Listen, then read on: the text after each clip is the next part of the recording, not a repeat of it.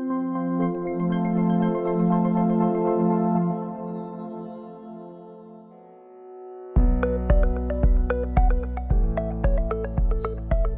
today we're going to be talking about backups, all things backups, right? How often should people back up? What's the importance to have a consistency of that?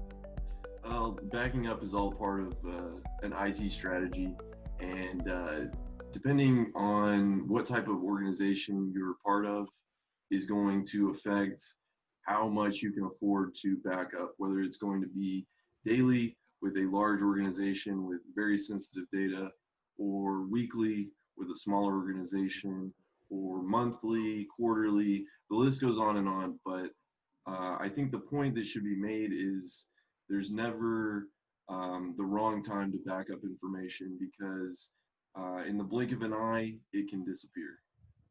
So what would you say the importance of backups is? I think backing up your data is pretty much a very important part of running a company, or even, I mean, for your own data as an individual. We're talking about years and years of information for a company. Let's say your clients, your billing information, how you pay to clients, their information to receive your payments and stuff like that. It's just critical data, and you need to have it. You need to have it safe. It doesn't matter if it is on-prem or in the cloud or hybrid. You want to make sure that wherever that data is located, it's safe, it's up to date, and you. I mean, that's what's going to keep you running as a business, basically. And how do you guys make sure that those backups work? Or do you have to have a person in charge of making sure that the data works, or how do you do? Yeah, I mean, you definitely want to have someone that verifies the backup. You don't want to just back up for the sake of backing up without verifying the backups. The equally as important as the backup is verifying that the backups are usable. Because if you back up and you cannot restore that data becomes unusable. So equally as important is making sure that you have a restore or a recovery strategy that you can recover to that information so you can use it again. So you want to back up on a regular basis. That's super, super, super important. But you also want to make sure that you verify the data and you're able to restore that. Normally, what we recommend is that you run a recovery scenario every quarter, every month, just to make sure that you have some policies that allow you to recover and get that data back. So it's very important that you assign a specific role within the organization just to verify the backups that you're running. And typically it's a quarter or a month just to make sure that you have those. What about prem or cloud? Where should you back up? You back up on prem, you back up on the cloud. Where should you back up? I think Uh, Oh, go Go ahead. ahead, go ahead. Oh, I just wanted to say that it depends on how you're planning on accessing to that data, right? And also how safe it's going to be. If you're going to have it on a physical drive, that's fine. I mean, your data is going to be right with you everywhere you go, but then someone can steal that data. It can be damaged by floating, or, I mean, anything can happen to that physical data. Uh, and as opposed to having it on the cloud, you pretty much can access it from anywhere, even from your phone. You can be accessing your data, but then of course, you need to have internet access, and so there are ups and downs on the two options. In my opinion, I prefer a hybrid option, and make sure that the physical one is encrypted and very secure, because someone could easily just steal that data from you. Court. Yeah, I agree totally. The hybrid solution is going to be the most flexible for most organizations. And I just want to add that some smaller organizations may not have the resources to do all on-prem or all on the cloud. So a hybrid solution might be cost effective as well. Mhm. Do you guys think every company needs to have a backup policy, or how big does a company need to be to have one? I think everyone should have a backup policy. One of the things that we take for granted is on these mobile devices, every mobile device nowadays have a backup strategy that people don't even recognize or realize that they have. And it's because the device manufacturer realizes that in order for you to upgrade, they want to make that process seamless and want to keep your data encrypted and accurate and up to date. So having a backup is important across the organization, whether it's a small organization, a big, large enterprise, or even the individual users like us. We have to have the devices backed up, whether it's a phone or a laptop or a desktop. Definitely have that data backed up.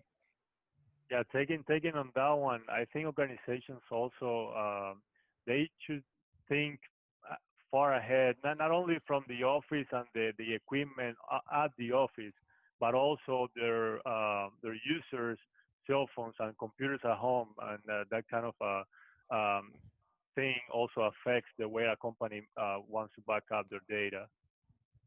Yeah, you mentioned a good point, Javier. The equipment of an organization may stay, and the data is important to the organization, but as people leave the organization, the files and data may need to be reused and used again by someone else. And before we wrap it up, what are the Flora? You were gonna say something? Yeah, sorry. It happened to me at some point. Well, as a user, you think that all the data in your computer is being backed up, but I learned at some point that everything that is on the desktop is not backed up. So I think, well, or maybe it was the policy of that company. I don't know, but I think it's a good policy also to let the people in the company know. I mean, where you should store Your data. your Yeah, data. it's a good Yeah. idea. One thing that we have that we're seeing a move to is SharePoint and OneDrive. These services make it a lot easier for you to not even think about backups because they are in the cloud already. But definitely, uh, the organization should think about a backup strategy long term. From a user's perspective, from a critical systems perspective, think about, for example, your financial systems. And this is a system that stores information about payments, invoices that are due. If you lose that information, you You are don't going to know. take a big risk, and you're going to take a big impact to the company. So, on the user side, you could lose documents, and you may be able to recover some of that. Or on the financial side, for a big, large enterprise, that could be a big, significant financial impact. So those are the things that you want to consider when you're evaluating your backup policies. Yeah, this is exactly why creating a backup policy and a backup plan, it can be time consuming. It takes some expenses, especially if you have to buy hardware. If you're on the cloud, you still need to pay for the space that you're using on the cloud.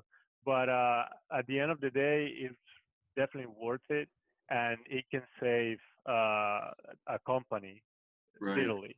Because right. we've It's seen, I'm sorry, Yep. we've seen the viruses that are going around, and just for mentioning a name, the Ryuk one that encrypts your data, and then it's a ransomware, and then they ask for money to decrypt that data and give it back to you, and it's your data, but they just take it from you and they change it so you cannot read it. Your equipment cannot read that data, and then they sell you a tool to decrypt it, so your equipment can start reading your data again.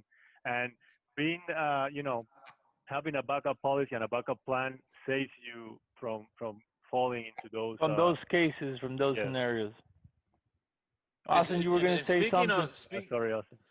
speaking of scenarios, what are some scenarios, situations, or disaster where it, it would be critical to have a backup that could be like could turn into a disaster? I think, there's all kinds of infrastructural scenarios where the on-prem hardware could be damaged, whether it's fire or a water leak in the plumbing. The damage to the equipment would prove that the cloud-based backups could, come in handy there. But not just that, like Javier mentioned earlier, there are people in different parts of the world, and it is their job to, how do I say? They have malicious intent. Right, They have malicious intent. Yeah. Their job is to hack, which is not a very technical term, but they want to take your information, they want to take your data, they want to use it against you, like in the ransomware case that Javier mentioned. But this is like a full-time job for them. And on the other side of the coin, you have people protecting the data, protecting organizations, and that's why you see the kind of rise of cybersecurity, and backups are critically important in the contingency plan for any IT department. Not just the like a hurricane or hackers or things like that, but the new normal now is we're seeing riots and looters and things like that, right? So we have to also think about potential things that can happen. Catastrophes are gonna happen: earthquake, hurricane, tornadoes, fires, hackers. Also, now we have to think about potential rioters and whatnot. You go to an Apple store and you see it being looted. Those systems hopefully send the information back to a central location because they're in the cloud. But you want to think about different kinds of scenarios that can lead to a disaster. And it's really, I think a metaphor for this is, it's like an insurance policy backing up your data, because a lot of people rent things or buy things without an insurance policy, and they think nothing bad could ever happen to me because I take cautious steps, I'm careful with my information. But anything could happen to anybody, and right. No one is fully protected from hackers or natural disasters, or now we're seeing the destruction of equipment from the looters and the protesters. So it's really something that you absolutely need. Yeah, I'm sorry, I wanted to add real quick that also there's a human error factor there as well, right? Accidents happen, and any user at any given time can delete your data by accident, and then we still need to recover it. So it doesn't matter if it was intentionally or accidentally, we'll still need to recover that data. We need to have a way to recover that data. Not only that is, we're dealing with, on the hard drive, these are equipment, right? These are equipment that can fail. So sometimes the drives will fail. So it doesn't have to be, a malicious person or a malicious event or disaster or something like that. It just happens that the drive got overheated and it crashed, So it's a number of things that you have to consider when you're thinking about backup policies. And the moment to protect yourself from all of that is now.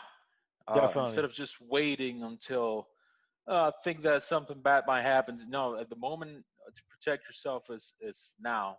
Yeah. Just like you would do with any type of insurance. As soon as possible, as often as possible, and then that way you know that your data is safe and accessible at all times.